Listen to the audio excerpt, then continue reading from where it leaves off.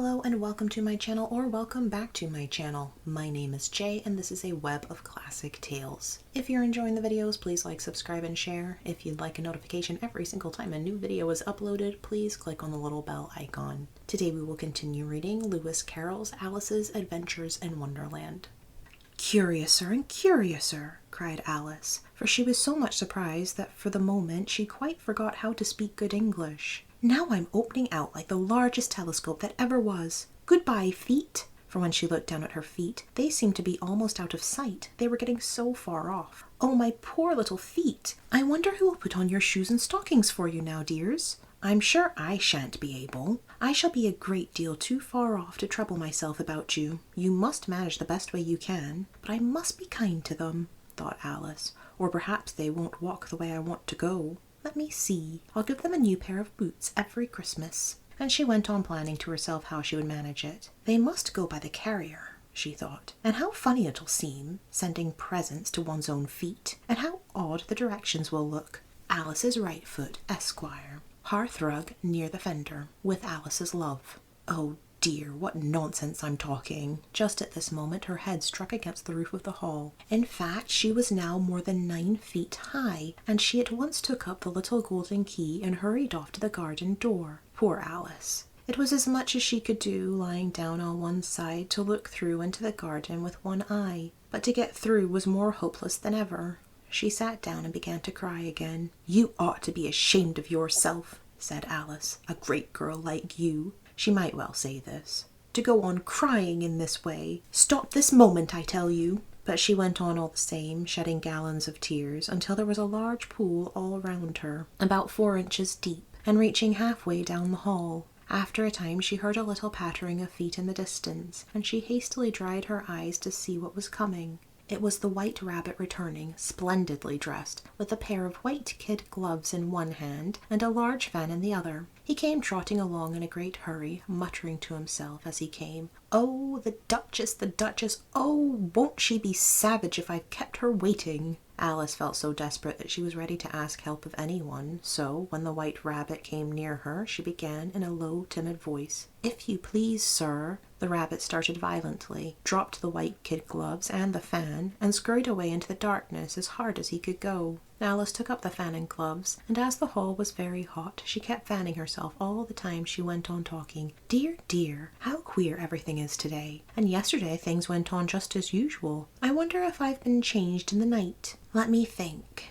Was I the same when I got up this morning? I almost think I can remember feeling a little different. But if I'm not the same, the next question is, who in the world am I? Ah, that's the great puzzle." And she began thinking over all the children she knew that were of the same age as herself, to see if she could have been changed for any of them. "I'm sure I'm not Ada," she said, "for her hair goes in such long ringlets, and mine doesn't go in ringlets at all. And I'm sure I can't be Mabel, for I know all sorts of things, and oh, she knows such a very little. Besides, she's she, and I'm I, and oh dear, how puzzling it all is. I'll try if I know all the things I used to know. Let me see. 4 times 5 is 12, and 4 times 6 is 13, and 4 times 7 is... oh dear, I shall never get to 20 at that rate. However, the multiplication table doesn't signify. Let's try geography. London is the capital of Paris, and Paris is the capital of Rome,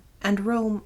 no, that's all wrong. I'm certain I must have been changed for Mabel. I'll try and say, how doth the little... And she crossed her hands on her lap, as if she were saying lessons, and began to repeat it, but her voice sounded hoarse and strange, and the words did not come out the same as they used to. How does the little crocodile improve his shining tail, and pour the waters of the Nile on every golden scale? How cheerfully he seems to grin, how neatly spreads his claws, and welcomes little fishes in with gently smiling jaws.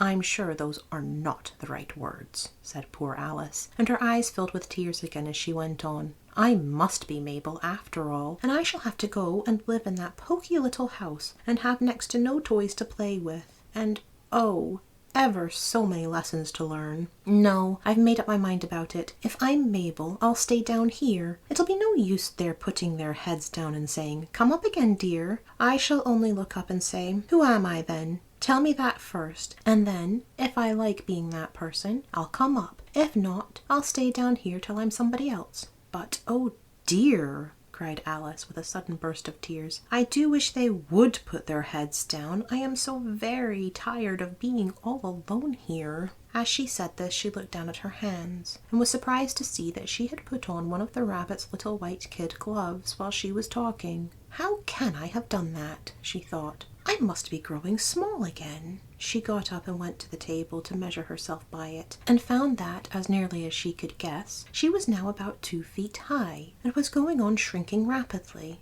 She soon found out that the cause of this was the fan she was holding, and she dropped it hastily, just in time to save herself from shrinking away altogether. That was a narrow escape, said Alice, a good deal frightened at the sudden change, but very glad to find herself still in existence. And now for the garden, and she ran with all speed back to the little door. But, alas, the little door was shut again, and the little golden key was lying on the glass table as before. And things are worse than ever, thought the poor child, for I never was so small as this before, never, and I declare it's too bad, that it is. As she said these words, her foot slipped, and in another moment, splash!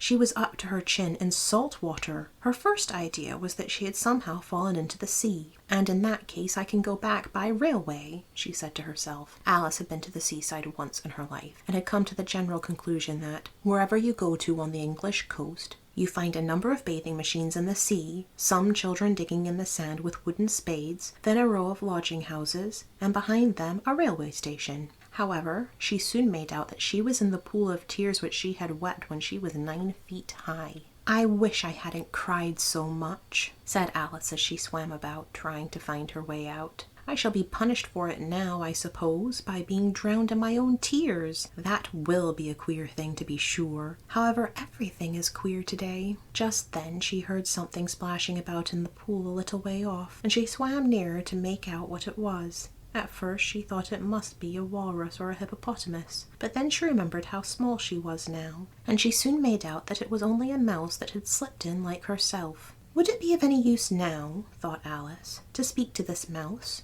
Everything is so out of the way down here that I should think very likely it can talk. At any rate, there's no harm in trying. So she began, "Oh, Mouse, do you know the way out of this pool? I am very tired of swimming about here, oh Mouse." Alice thought this must be the right way of speaking to a mouse. She had never done such a thing before, but she remembered having seen, in her brother's Latin grammar, a mouse, of a mouse, to a mouse, oh Mouse. The mouse looked at her rather inquisitively, and seemed to her to wink with one of its little eyes, but it said nothing. Perhaps it doesn't understand English, thought Alice. I dare say it's a French mouse, come over with William the Conqueror. For with all her knowledge of history, Alice had no very clear notion of how long ago anything had happened. So she began again, "Où est ma chatte?" which was the first sentence in her French lesson book. The mouse gave a sudden leap out of the water, and seemed to quiver all over with fright. "Oh! I beg your pardon," cried Alice hastily, afraid that she had hurt the poor animal's feelings. "I quite forgot you didn't like cats." "Not like cats!"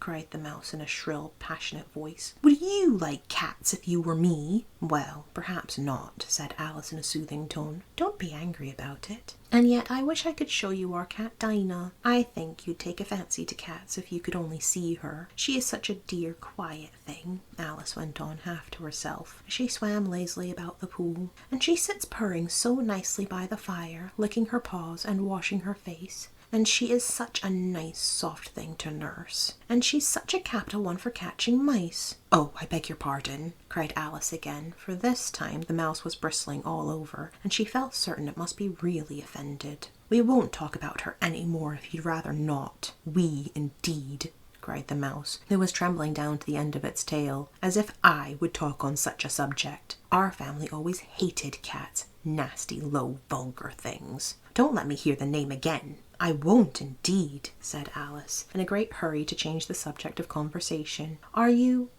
fond of dogs?" The mouse did not answer, so Alice went on eagerly. "There is such a nice little dog near our house I should like to show you. A little bright-eyed terrier, you know, with oh, such a long curly brown hair. And it'll fetch things when you throw them, and it'll sit up and beg for its dinner, and all sorts of things. I can't remember half of them, and it belongs to a farmer, you know, and he says it's so useful it's worth £100. He says it kills all the rats and, oh dear, cried Alice in a sorrowful tone, I'm afraid I've offended it again. For the mouse was swimming away from her as hard as it could go, and making quite a commotion in the pool as it went. So she called softly after it, Mouse dear, do come back again, and we won't talk about cats or dogs either if you don't like them. When the mouse heard this, it turned round and swam slowly back to her. Its face was quite pale, with passion, Alice thought, and it said in a low, trembling voice, Let us get to the shore, and I'll tell you my history, and you'll understand why I hate cats and dogs. It was high time to go, for the pool was getting quite crowded with the birds and animals that had fallen into it. There was a duck,